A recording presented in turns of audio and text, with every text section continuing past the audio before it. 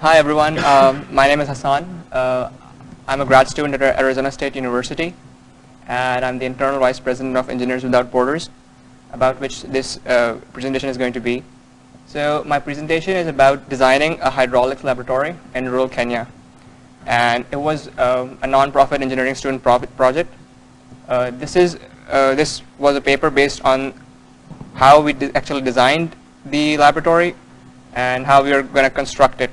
We were going to do the actual construction this May in the summer, but because of a few travel warnings by the Department of State, we couldn't go, so we've moved our travel plans to next summer.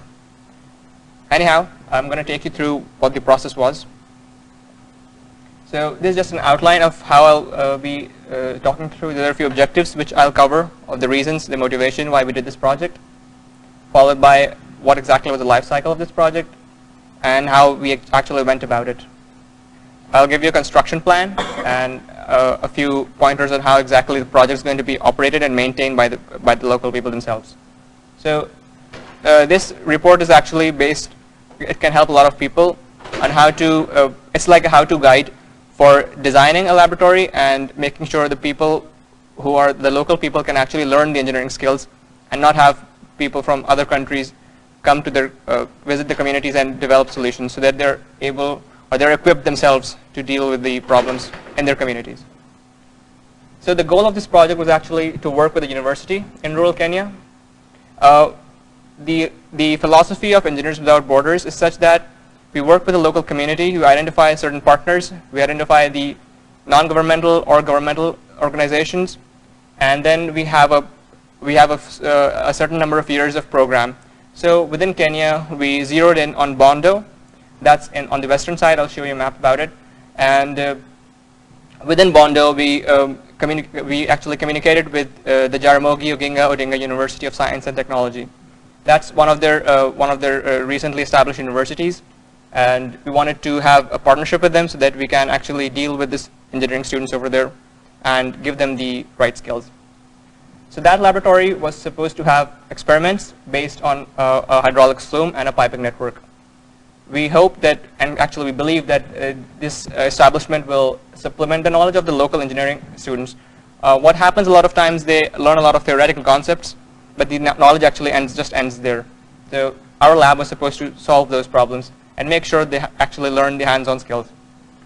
The total cost was from design to implementation came to be about $9,000. So the geographical location is such that it's on the southwestern side of Kenya. That's Bondo, and the college is called Jaramogi Oginga Odinga University of Science and Technology. Our focus population was 150,000. That's the entire county's population, and the students were about 2,000. This is just an aerial view of what the university looks like. So Bondo Teachers Training College, this was actually its older name, and now it's a new place. So the reason why we were interested in Western Kenya was that the eastern part is relatively much more developed than Western, and the reason of partnering with JOUST was that we had a bit of a history with working with them. So within this 5-year program in Bondo, we did not just this hydraulics lab project, we were also working with in making repairs to one of their dams and building a rainwater catchment system.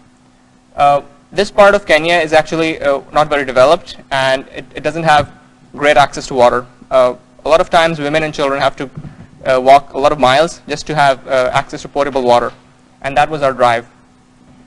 There also have been past failures of local people in developing certain water engineering projects, and that's also why we thought that actually training the people would lead them to manage their own matters.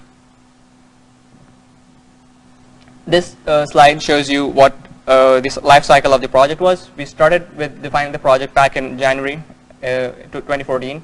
This was followed by the site assessment, which was done the same year. We designed the project late last year, followed by the construction practice builds, which we did here in USA. And the final design report was done based on those practice builds in January, February of this year. We were actually going to execute it this May, as I told you, but we have postponed our plans, and hence we will be closing out by next March. This actually shows you the location of the lab which we're going to construct. So the left side is the garage space, and that garage it was an old garage, and now it's being used as a makeshift classroom. So half of that is divided into a classroom, and the rest part is for the laboratory. The gray areas show the flume and the piping networks. There is a bridge in between, and the top part this is the pit for water drainage, and there's a tank for water storage. So what happens is that we need to recirculate water so that we can have access to a continuous running supply of water for both these equipment, and part of it was actually there, part of the pit. So we're going to use that, and we will be constructing the tank for water storage, and that will help us in enabling a running water supply for the entire place. There are a few experimental equipment, like I told you, a flume. There is a piping network as well. And the water will actually flow through the experiments into the collection basin, followed by its pumping from where it is pumped back to the storage tank. This is one of the pictures of the site assessment visit which we did last year, and it shows part of that classroom which I showed you in the schematic. Last year also, and continuing this year, we did a number of construction practice builds. So our philosophy is also that we just don't go there unprepared or anything, since a lot of the project team are students. So we have to make sure that everyone is equipped with the actual construction skills. So we actually build our prototype based on the design of the existing hydraulics flume at our university civil engineering laboratory. The basic reason of this flume was to demonstrate the open channel flow concepts, and this is very crucial in dams and weirs and when you're actually designing them, and that was the reason of having this experimental station. This is a schematic of how the flume actually works. So the water enters here. Even before entering here, there is like a small tank which builds up a pressure.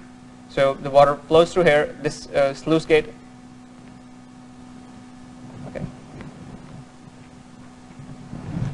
Could you go back to the slideshow, please?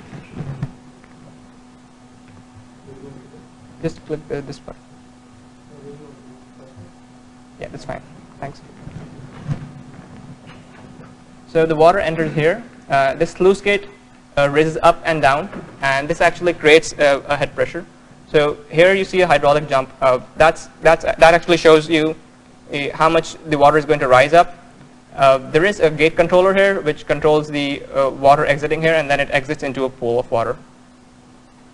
So for our prototype design, we use the Froude number, and this is actually based on the flow rate of the water. There are also a few other dimensions which were included, and that's the sluice gate height and the gravitational acceleration as well as the flume width. So it was critical for us to see the length and the height of hydraulic jump, because that actually shows you how much visible that jump is of the water, and that enables them to design their own experiments. This picture doesn't do justice to the fact that how successful our experiment was. There was a video, but because of shortage of time, I'm not going to play that.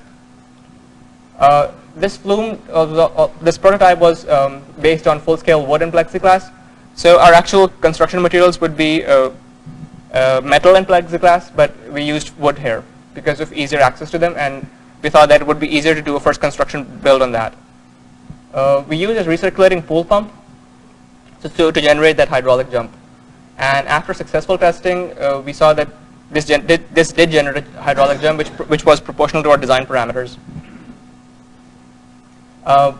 The last point is that we saw that we needed to make some small improvements. We had a couple of leaks, and that was because of we didn't have the right materials, and we needed to fix a leak here and there, which wasn't a big deal.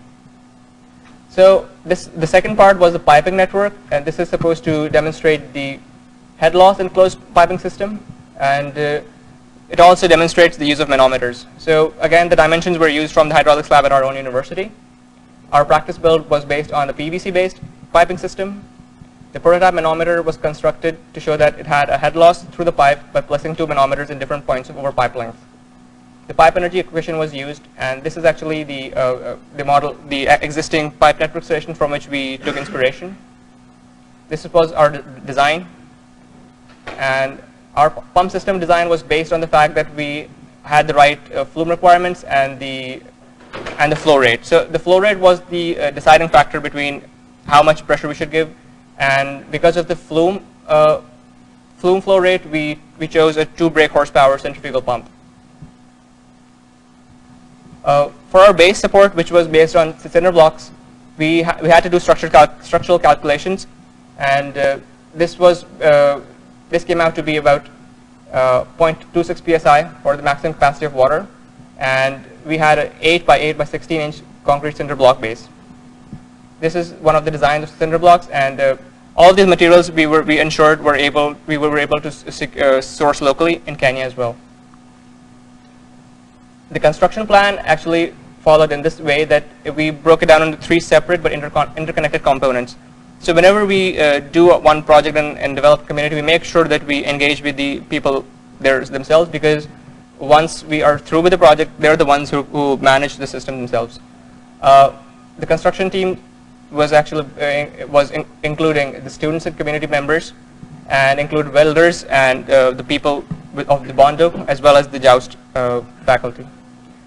The materials and supplies were mostly identified prior to team's arrival, and we had a big list of things which we needed to source locally, which we already communicated to the people over there, and that's how we were assured that what components we would need and how we would be able to arrange the logistics for them. This is a construction plan for the base support system. It's simple to follow.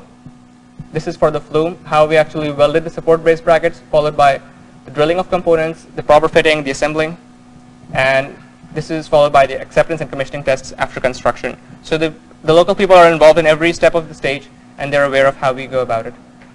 Similar procedure is for piping network system, only the few differences in the materials.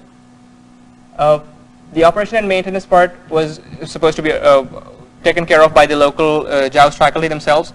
We were sure of the people because they had good theoretical knowledge, and the only thing which they lacked was practical skills, which they gained from construction of this educational experimental equipment. Finally, I just want to make sure that our reason of project was to develop some certain systems so that people over there could be more aware of how to drive their own large infrastructure projects. And we wanted to make sure that, I mean, we knew that ours wasn't a first project of this kind, but it was definitely a first project in that local community, and we do believe that they are going to handle the system themselves. If there are any questions, I'd like to take it.